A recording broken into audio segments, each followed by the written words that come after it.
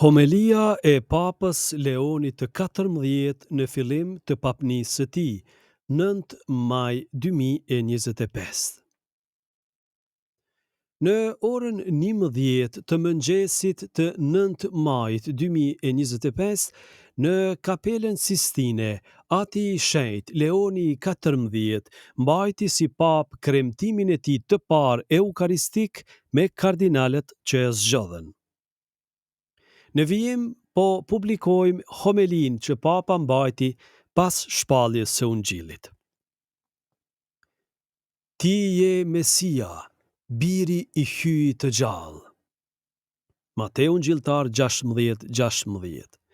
Në këto fjalë të Pjetrit, kur u pyet nga mësuesi së bashku me dishepujt e tjerë në lidhje me besimin që Pjetri kishte në të, u shpreh edhe trashëgimia që kisha përmes pasardhjes apostolike ruajti, konsolidoi dhe trashëgoi nga njëri brez tek tjetri për 2000 vjet.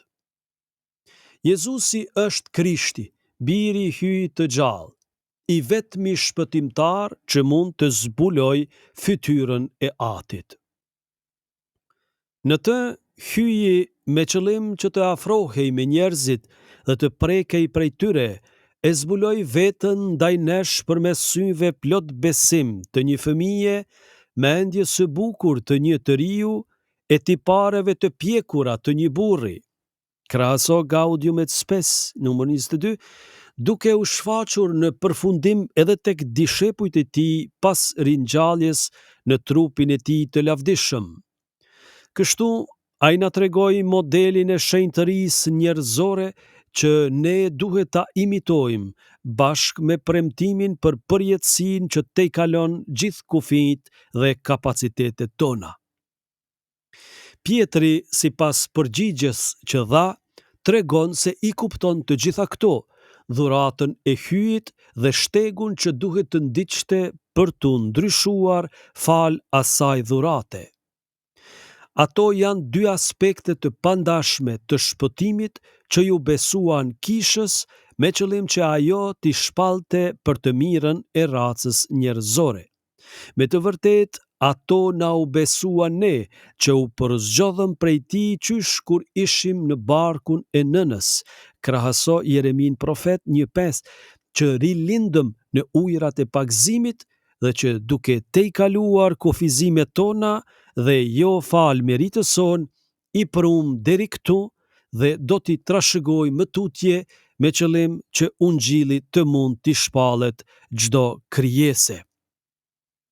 Në mënyrë të veçantë, hyi më thirri mua përmes zgjedhjes suaj që të pasoj të parin e apostujve dhe e ka besuar këtë thesar në mua me qëllim që me ndihmën e tij unë të mund të jem administrues besnik i tij, domethënë i thesarit, krahaso letrën e parë Korintianëve 4:2, për hir të gjithë trupit mistik të kishës.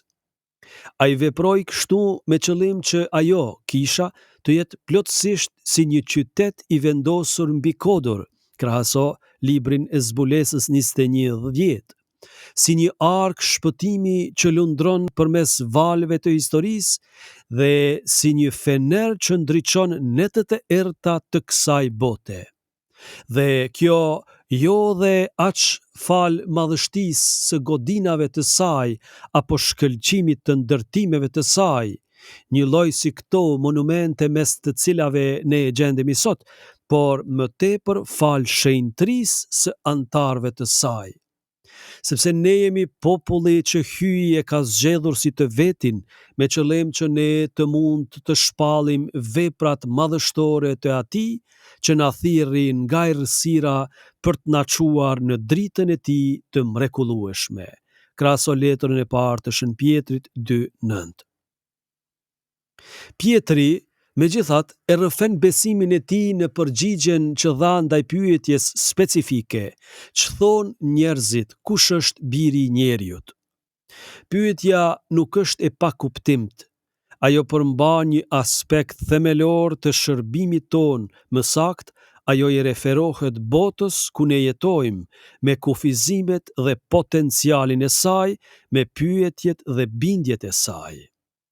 Që thonë njerëzit, kush është biri i njeriut? Nëse mendojmë mbi ngjarjen që po shqyrtojmë, do të jemi në gjendje të gjejmë dy përgjigje të mundshme që karakterizojnë sjellje, qëndrime të ndryshme. Së pari është përgjigjja e botës. Mateu na tregon se kjo bisedë midis Jezusit dhe dishepujve të tij zhvillohet në qytetin e bukur të Cezares në Filipi, mbushur plot me pallate luksoze, vendosur në mes të një peizazhi të mahnitshëm natyror në rrez të malit Hermon, por që është gjithashtu edhe një vend intrigash mizore për pushtet, si dhe skenë tradhtish dhe pabesish. E gjitha kjo na flet për një botë e cila e konsideron Jezusin një njeri krejt të pakuptimt, apo e shumta e konsideron si dikë që ka një mënyrë të pazakontë dhe të habitshme të foluri dhe të vepruari. Dhe kështu, sapo prania e tij bëhet e rëndë për shkak të kërkesave të tij për ndershmëri dhe moral të rrept, kjo botë nuk heziton as pak që ta refuzoj dhe asgjësoj atë. Më pas kemi edhe përgjigjen tjetër të mundshme ndaj pyetjes së Jezusit, atë të njerëzve të thjeshtë. Për ata, Nazaretasi nuk është një sharlatan, por një njeri i drejtë, një njeri me kuraj, që flet siç duhet dhe thot të drejtën dhe të vërtetën, një lloj si profetët e mëdhenj të historisë së Izraelit. Kjo është arsyeja se pse ata e ndjekin atë, së paku për atë shkohë sa ata kanë mundësi pa rrezikuar shumë e pa përjetuar shqetësime. Megjithatë, për ata ai është thjesht një njeri, e përpasoj në kohë rreziku gjatë agonisë së tij, edhe ata e braktisin dhe largohen të zhgënjur. Ajo çfarë ngërthejnë këto dy sjellje, qëndrime, është aktualiteti i tyre sot. Ato mishrojnë nocione që ne mund t'i shohim lehtësisht në buzët e njerëzve të kohës sonë, edhe pse në thelb janë nocione identike, pavarësisht se shprehen në gjuhë tjetër. Edhe sot, ka shumë kontekste ku besimi i krishterë konsiderohet absurd, i destinuar për njerëzit e dobët dhe as pak inteligjent. Janë kontekste në të cilat preferohen siguri të tjera, të tilla si teknologjia, paraja, suksesi, pushteti apo kënaqësitë.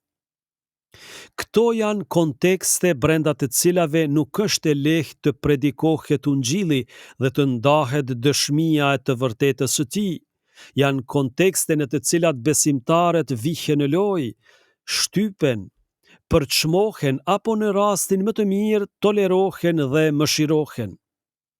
E megjithatë, pikërisht për këtë arsye, ato janë vendet ku qasja jonë misionare nevojitet kaq dëshpërimisht. Mungesa e besimit shpesh në mënyrë tragjike shoqërohet me humbjen e kuptimit të jetës, mospasjen e mëshirës, dhunim të frikshëm të dinjitetit njerëzor, krizë në familje e me kaq shumë plagë të tjera që prekin shoqërinë tonë. Edhe sot, gjithashtu, ka kaq shumë kontekste në të cilat Jezusi, edhe pse i vlerësuar si njeri, thjeshtëzohet në llojin e një udhëheqësi karizmatik apo në llojin e një super njeriu. Kjo është e vërtet jo vetëm mes jo besimtarve, por edhe mes shumë të krishterëve të pagzuar, të cilët përfundojnë duke jetuar në këtë nivel, pra në gjendjen e një ateizmi praktik. Kjo është bota që na është besuar, një botë së cilës, ashtu si Papa Francesku na mësoi shumë herë, ne jemi thirrur t'i dëshmojmë besimin tonë të gëzueshëm në Jezusin shpëtimtar. I rrjedhimisht është me rëndësi që edhe ne gjithashtu ta përsërisim bashkë me Pjetrin përgjigjen: Ti je Mesia, biri i hyjë të gjallë.